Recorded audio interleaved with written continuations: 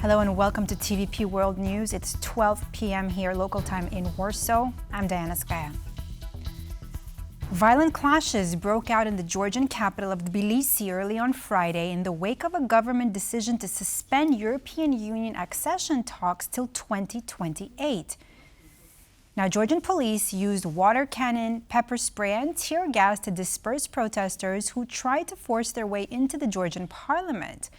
Several opposition politicians from the Coalition for Change have reportedly sustained injuries, including a broken nose and a broken hand.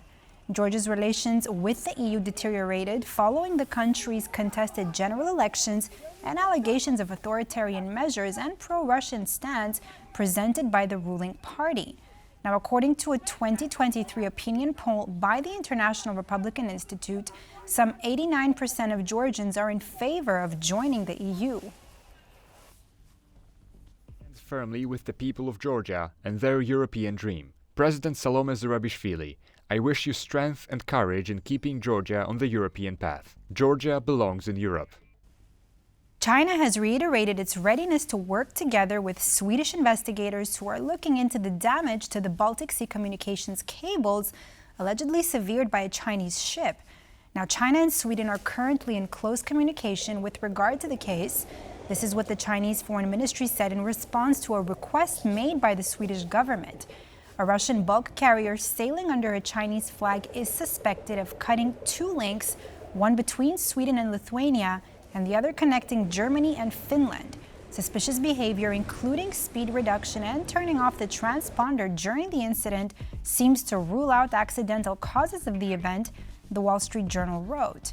Now, the cables that were cut on the 17th and 18th of November have already been mended and are now fully operational.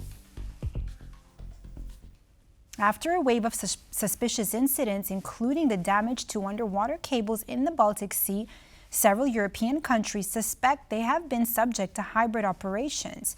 International relations expert Louis Virenga says Russia could be behind these incidents. Let's take a listen. I don't believe in coincidences when it comes to that particular country. There are things that they can't do right now in order to test us being NATO, in order to provoke us, and in order to figure out how we will meet those responses. And I think that every single one of these incidents that happen, that occur, they're looking at how a specific country responds and how the alliance responds.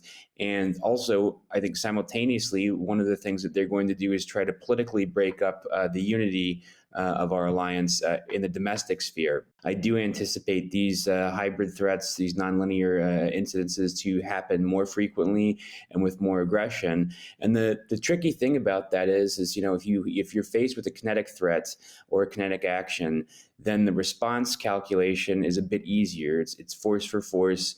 But if it's a cyber or if it's a non-cyber but hybrid threat, what do you do? What's the right answer? But I do see very much that politically in the three Bs, Poland and in the Nordic Baltic countries, they're taking this very seriously and they're meeting about it a lot and they are preparing to counter these measures. And I think that vigilance is one thing that's important. Remaining calm is another thing that's important, but really making sure that you have a strategy that allows you to outpace the adversary as well as respond to events that have currently taken place. Russian Defense Minister Andrei Belousov traveled to Pyongyang on Friday to hold talks with his North Korean counterpart, No Kwang-cho. Now, bilateral cooperation was at the top of the agenda. Now, speaking at the meeting, Belousov announced that military cooperation between the two countries is expanding. He also named the purpose of the strategic partnership agreement signed by Russian President Vladimir Putin and North Korean leader Kim Jong-un earlier this year. Its goal, according to Belousov, is to stabilize the situation in Northeast Asia by, quote, reducing the risk of war and making a positive contribution to maintaining the balance of power in the region.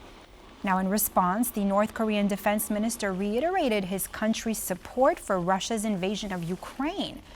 According to the United States and its allies, North Korea has sent more than 10,000 soldiers to Russia in recent weeks, and some of those troops are already engaging in combat. Russia launched yet another drone attack on Ukraine overnight, targeting multiple regions of the country, including the capital city of Kyiv. Ukrainian air defense managed to shoot down a total of 88 out of the 132 drones launched by Russia. And many residential buildings and cars were heavily damaged as a result of the strike. Video footage shows rubble inside and outside a Kyiv pediatric clinic. The building was damaged by Russian drone fragments after the Ukraine defense systems shot them down. According to Kyiv's mayor, the hit caused a fire at the clinic, shattering windows and leaving one person injured.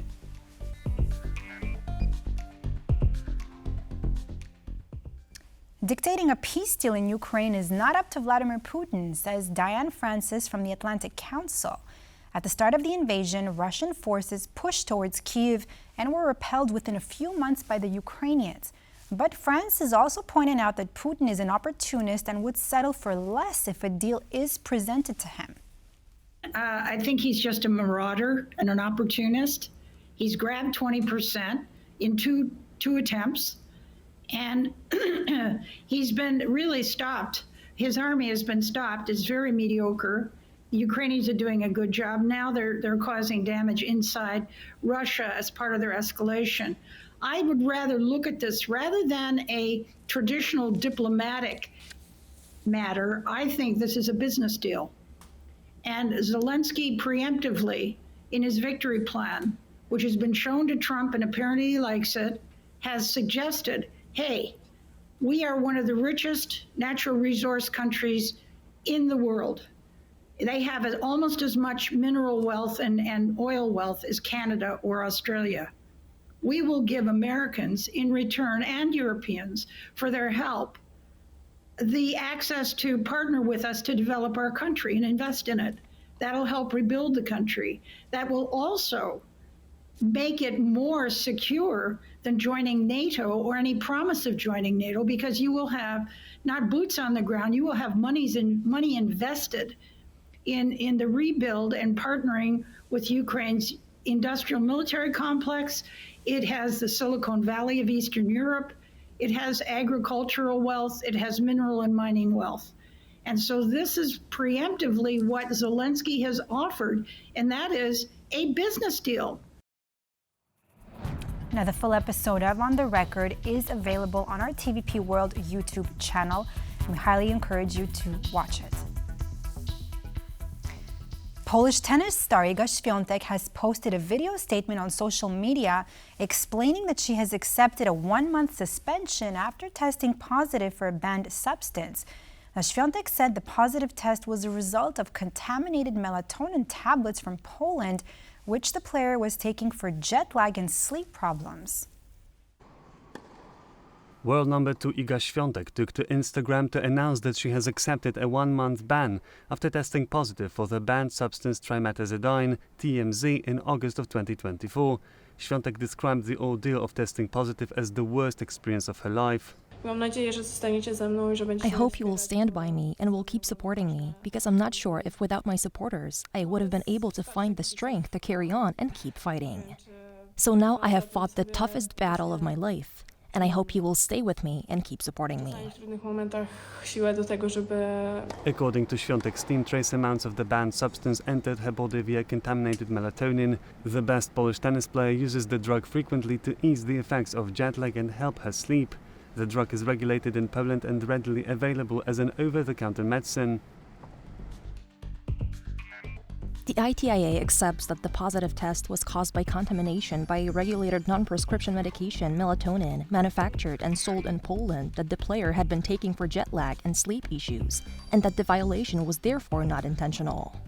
In a statement, the Polish Tennis Association said it stands together with Iga Świątek in her doping issues. The Polish Tennis Association fully supports Iga Świątek in this difficult moment of her career, knowing how important the principles of fair competition and the spirit of fair play have always been to her. It is also worth appreciating how she had the courage to inform the public in such a transparent and detailed way about the situation. The case of the second-best female tennis player in the world was left undisclosed to the wider public for 2.5 months at ITIA's request. As a result of the investigation and decision by ITIA, Świątek missed 3 WTA tournaments in Asia. Her violation, however, was small enough for ITIA to consider her 22-day temporary suspension as part of the ban. Therefore, Świątek will be able to compete again from December the 4th onwards. The head of Romania's Electoral Commission, Toni Grebla, announced that the first round of Romania's presidential election could be rerun if the country's top court decides to cancel last Sunday's ballot. Now, the official noted that a rerun could be held on December 15 with a runoff vote on December 29, but it is contingent on the decision of the country's top court on Friday afternoon.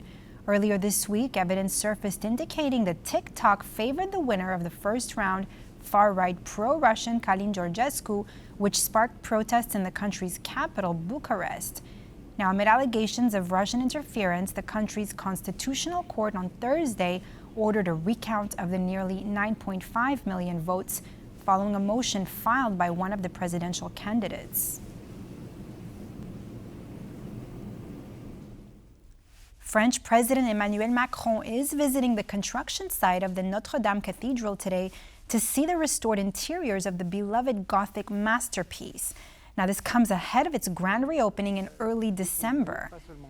Now, Macron's tour takes place 5 years and 8 months after a devastating fire destroyed the cathedral's roof and spire and caused major damage throughout the historic structure in April of 2019.